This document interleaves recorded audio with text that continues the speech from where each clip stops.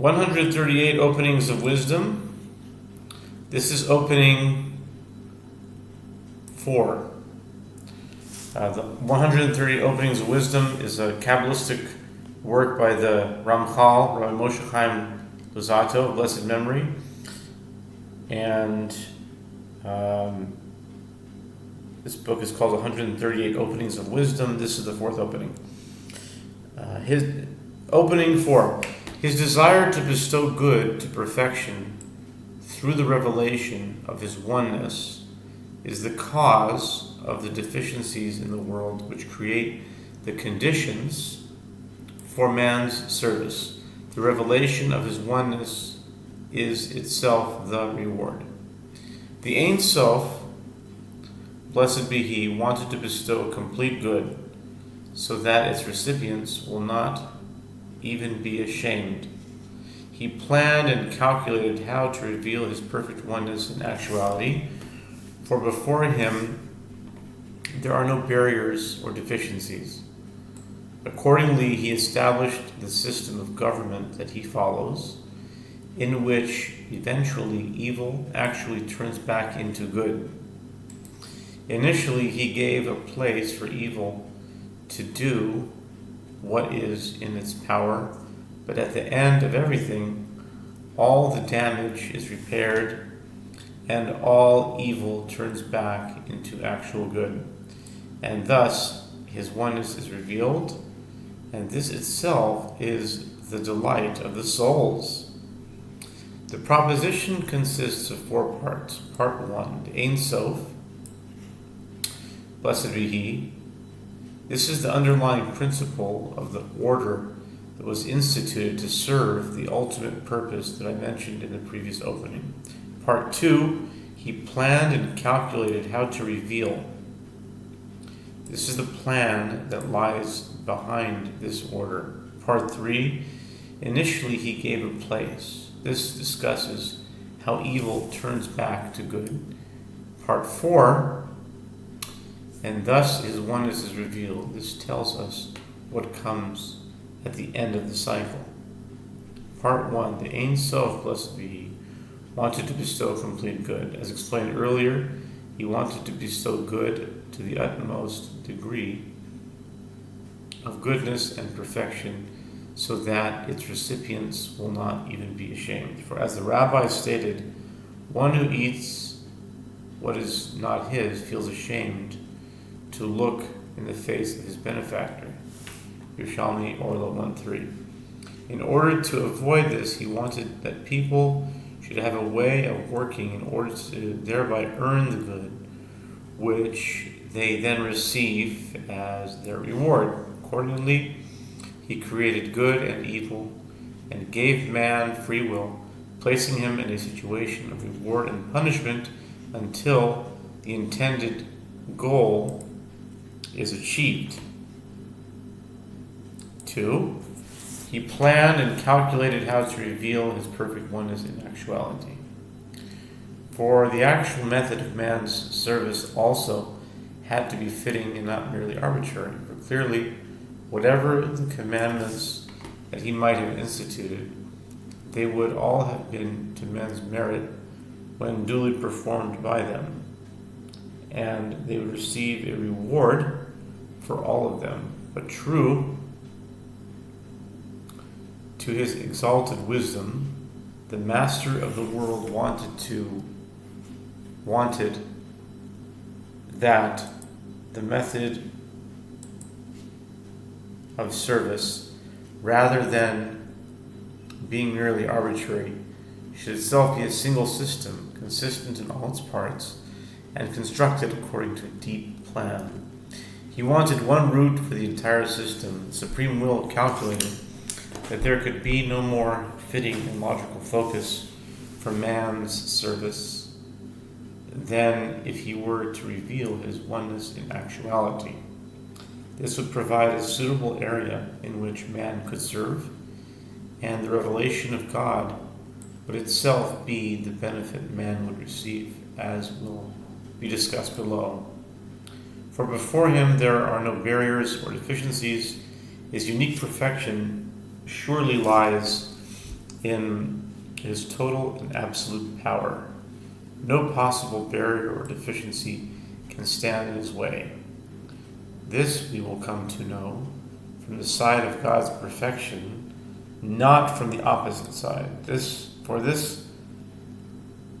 is only revealed when it is not deficiencies and the repair that comes to them through the power of his perfection that are seen, but only his perfection alone is seen. This was a suitable area within which service could exist. In his wish to reveal his oneness and actuality, his plan was first to reveal the deficiencies, after which his oneness and his power over them would again be revealed, and he will rectify everything. When perfection holds sway, there is certainly no need for service at all, for nothing could be better than his complete perfection. If so, fulfillment of the commandments would not add anything to it or to his government of the world, but in a situation in which deficiencies exist. Fulfillment of the commandments is of benefit because through them that which is imperfect and deficient is able to attain perfection. If so, only a realm of deficiency provides the appropriate arena for service in this way. For service is very applicable in a realm of deficiency. For it is impossible to speak of oneness and unity unless we speak of absolute power and control without any limits. It follows that if he desires to actually reveal this unity, he will create a limitation and then remove it. See where we're holding now? 7 minutes. This is where I can if you've listened this far, then you would have crossed the threshold, the boredom threshold, I would say. And now I can talk about my questions about the New Testament or how that jives. See, there's basically an attention span of boredom, and I've determined that about 7 minutes is way longer than anyone would listen if you listened, because there's no way, or if you just happened to scrolled into 7 minutes and you got here, then you would have been meant to get here anyway. So either way, if you heard that at this point, I'll know that you're meant to hear it, and you can hold the concepts of Christianity, Yeshua and God and Messiah, divinity of Messiah, and all that, because there's mimana nafshach, either way. If you are coming from Hashem and you just scroll to 7 minutes, then you're meant to be here. But if you listen to this long, that means you crossed the boredom threshold. You've earned. Anyway, I think you get the idea, right? So that this is when I start meditating, talking about how Christianity comes into it, how we can make it all work. If Jesus is God, how do you worship Him together with God? Is it idolatry? How can you know for sure? Is He Messiah, not God? Is He both Messiah and God? Will God get angry with you if you think He's God? All those kinds of things. I'd really like to know. So I feel safe to talk about that here.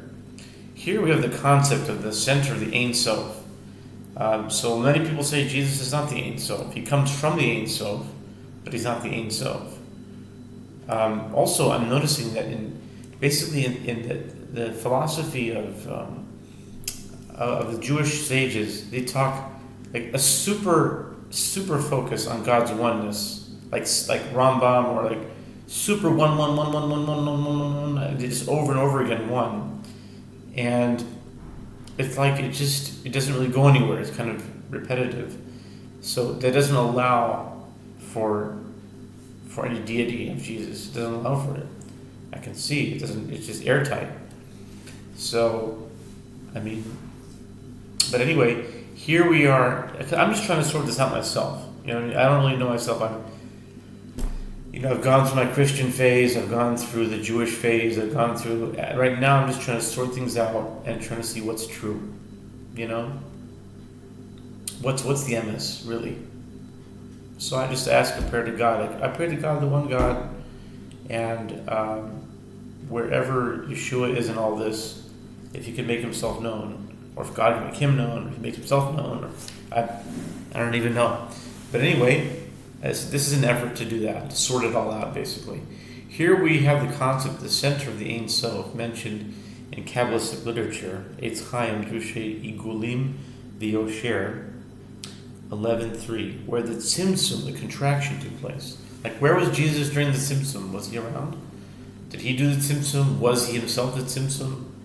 I don't know. A lot of people who are into Kabbalah are Christians, and they talk about the Tzimtzum, and they talk about all this. Where was Jesus during the Tzimtzum? He certainly didn't have a body. Was the spirit there? Anyway, that's the question. This center is the central point on the basis of which the worlds were created. And, the New Testament says, without him nothing was made that was made. So, the Tzimtzum seems to jive, if you want to believe in the book of John, and say, in the beginning was the Word was with God, the Word was God. Yeah? And according to the Ramchal, he's saying, this center is the central point on the basis on which the worlds were created and the service within them. The Tzimtzum would go to that. Not without him, nothing was made that was made. He's saying the Tzimtzum, this center, was the central point on the basis of which the worlds were created and the service within them. Okay, it's a thought. The act by which they came about was the concealment of perfection, which left a realm, like the realm of spices. I always say the realm of spices. I used to say realm of spices. A realm governed by the principle of imperfection, a realm in which service is relevant, a relevant realm. However, what he wanted to reveal is how the realm of deficiencies become rectified through the power of his oneness. If so, the work is not complete unless perfection is initially concealed to make it possible for deficiencies to exist. In this phase, the possibility of service exists until the perfection of his oneness and unity, oneness is revealed, and he rectifies all the deficiencies. Okay? Indeed, the service itself includes the actual revelation of his oneness, for it is the people who serve, who draw down and reveal his unity so as to rectify all of that is lacking. And now see what is the reward, the very unity. Unity is 89.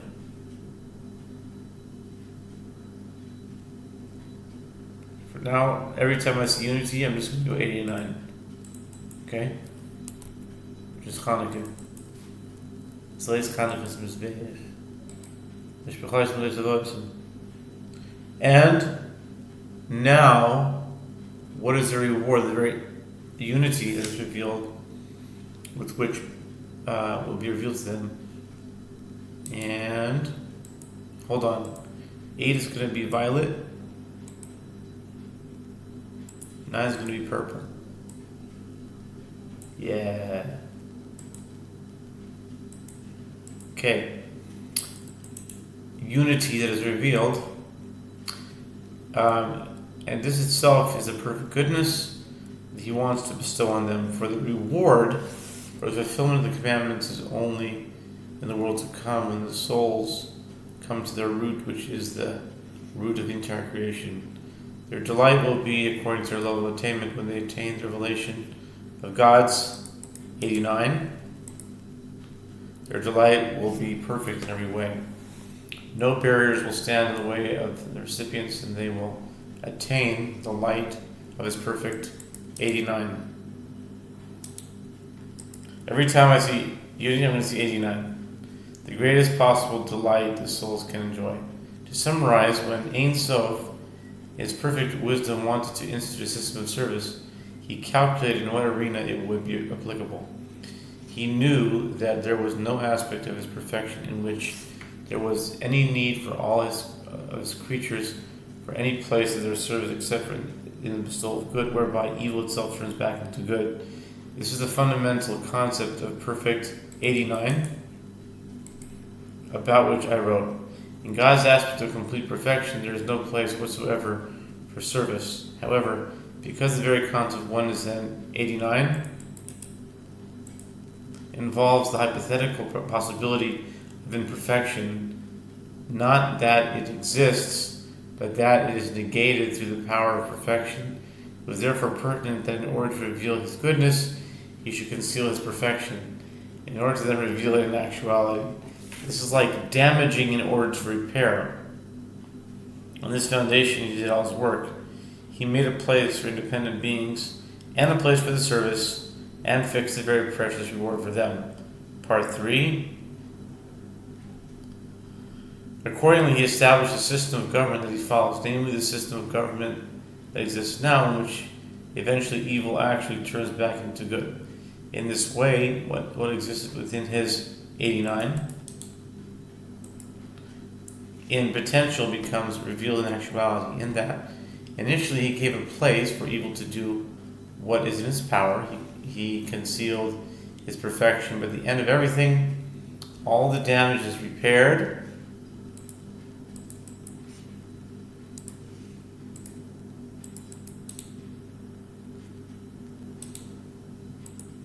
All the damage is repaired and all evil turns back into actual good. Quite literally, and this is the end of the cycle through which his oneness is revealed. Part 4. And thus his oneness is revealed. Several things are involved here. First, his oneness itself. You know what oneness should also be?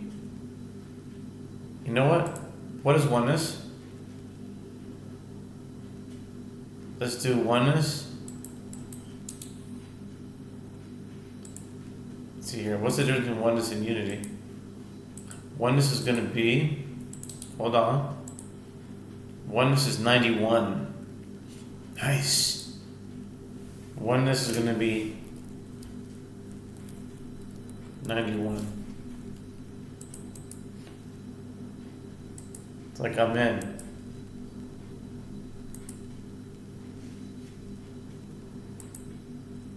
Hold on. 91, y'all. Okay, oneness. Okay, and thus his 91 is revealed.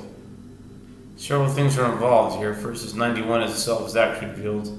This actually involves evil turning back into good.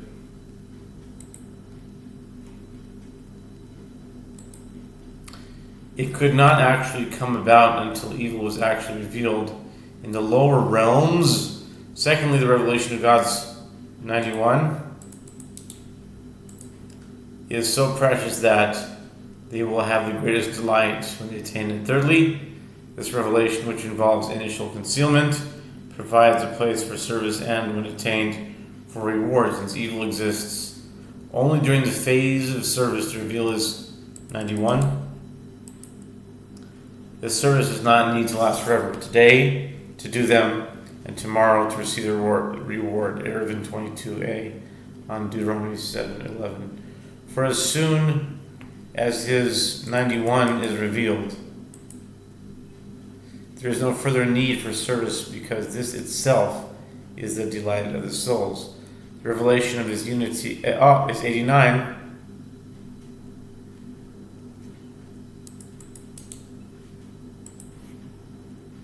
Of his 89. Nice. Itself precise the goodness that we, as has said, wants to bestow. Thus we see how the Supreme will calculate and plan something that is intrinsically perfect and logical in all its parts. The goodness which he bestows is in itself complete.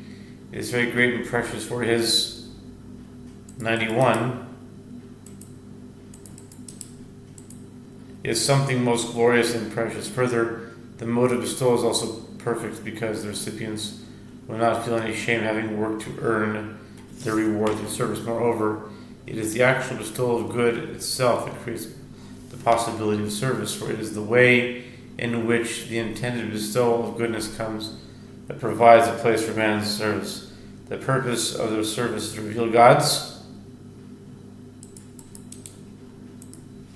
89.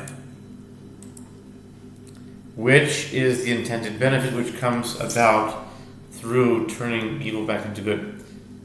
Thus, the complete path of government in its perfection involves the initial concealment of his perfection, followed by its revelation. This very pathway is what creates the possibility to serve the entire creation, and the system through which it is governed are built on this foundation. Thus, the system through which the world is governed is a law that will eventually reveal all of its cycles, the truth of this. 91. And the creation itself is built on the foundation of concealed follow revelation, in the sense that the created realms and beings themselves contain allusions to the laws of the system of government. This is what was stated in opening 1. On this foundation, the entire structure is built.